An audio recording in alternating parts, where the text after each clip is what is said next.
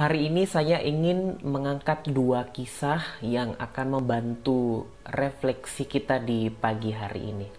Kisah yang pertama, saya yakin kita semua pernah mendengarnya, yaitu kisah tentang Robin Hood yang dianggap sebagai penjahat tetapi sekaligus sebagai pahlawan. Bagaimana ia mencuri atau mengambil harta orang kaya, kemudian ia bagikan itu kepada orang-orang miskin, orang-orang yang tidak punya.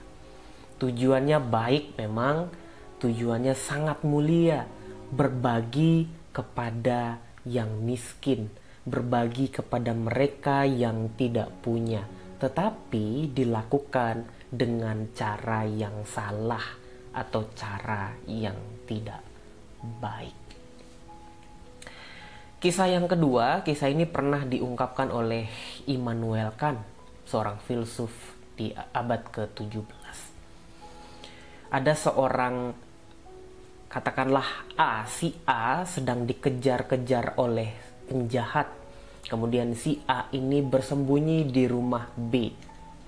Kemudian penjahat ini bertemu dengan si B dan bertanya, apakah si A ada di dalam rumahmu atau tidak?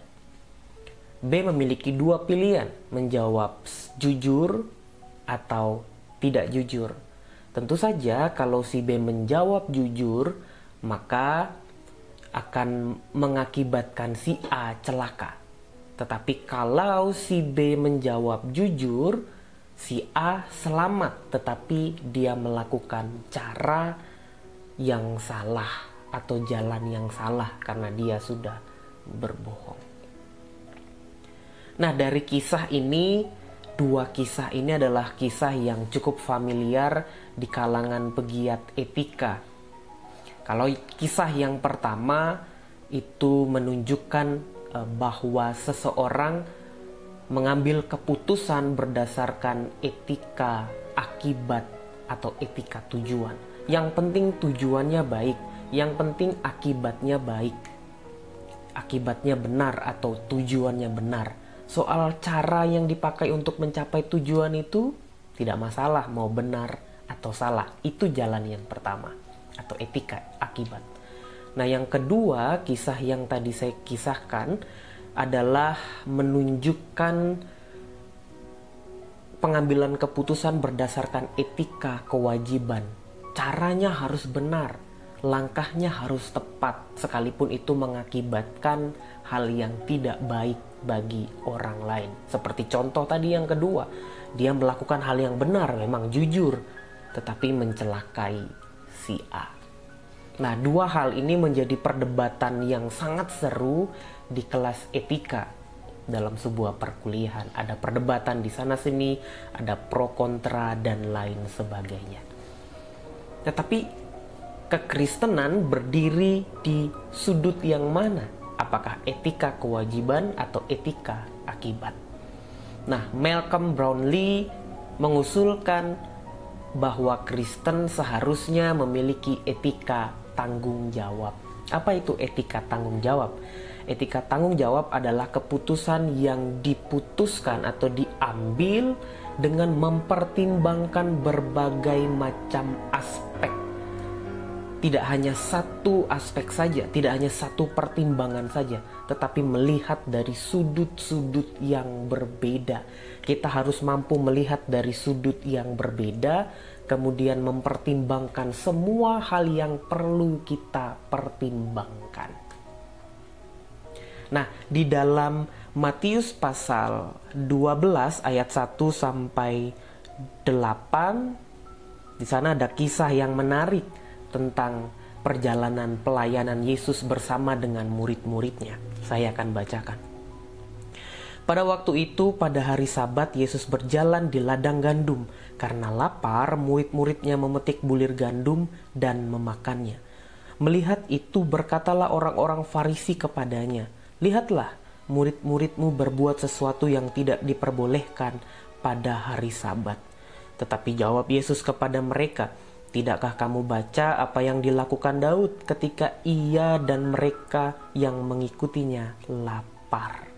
Bagaimana ia masuk ke dalam rumah Allah dan bagaimana mereka makan roti sajian yang tidak boleh dimakan, baik olehnya maupun oleh mereka yang mengikutinya, kecuali oleh imam-imam. Saya berhenti pada ayat 4, Bapak Ibu bisa teruskan sampai ayat yang ke-8. Nah, dari kisah ini menunjukkan bahwa Yesus pun memiliki etika tanggung jawab, atau dia memutuskan segala sesuatu berdasarkan pertimbangan-pertimbangan yang sangat matang. Ketika murid-murid Yesus lapar, maka murid-murid Yesus mengambil gandum pada hari Sabat dan memakannya.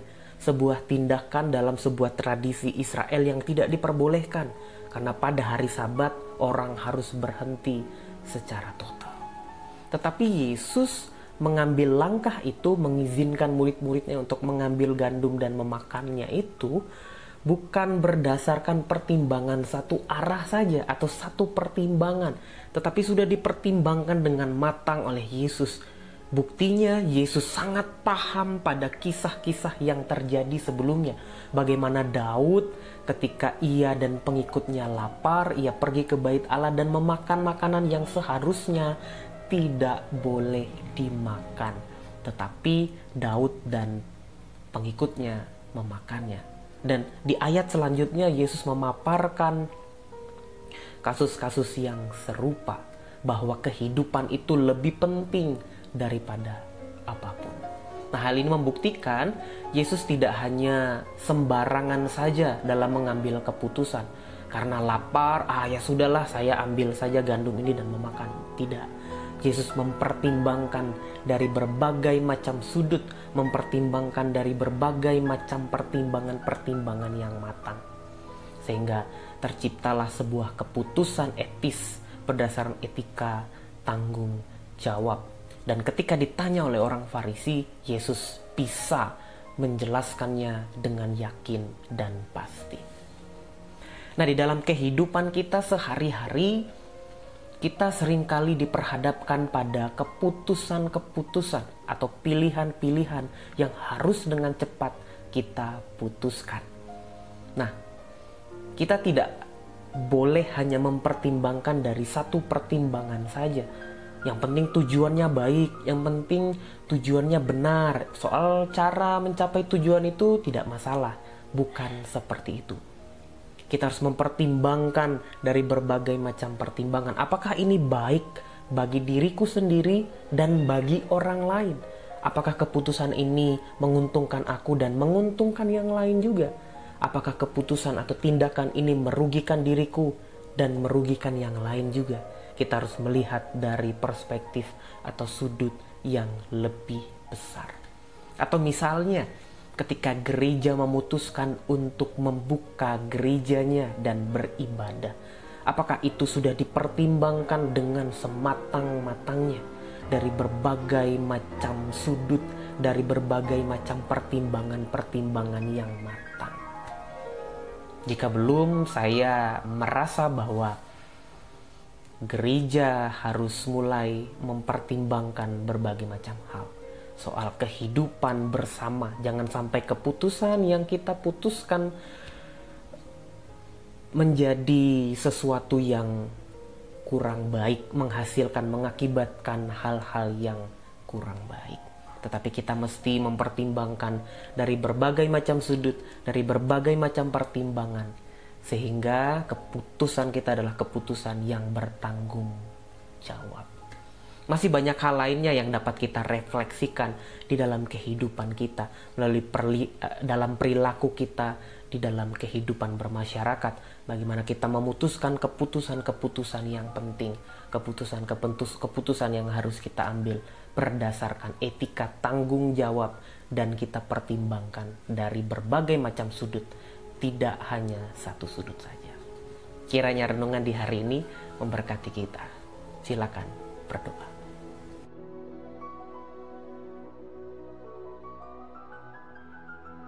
Kita berdoa. Kami bersyukur ya Allah, firman-Mu mengajarkan kepada kami bahwa setiap keputusan yang harus kami jalani, harus kami ambil, harus dipertimbangkan dengan matang, dengan sebaik-baiknya, supaya kami dapat bertanggung jawab terhadap keputusan itu. Terima kasih, sertailah kami ya Roh Kudus, supaya kami dapat memutuskan keputusan-keputusan yang benar, berguna bagi diri kami sendiri, dan berguna pula bagi orang lain. Di dalam nama Yesus kami berdoa dan bersyukur. Amin. Tuhan Yesus memberkati kita di hari ini.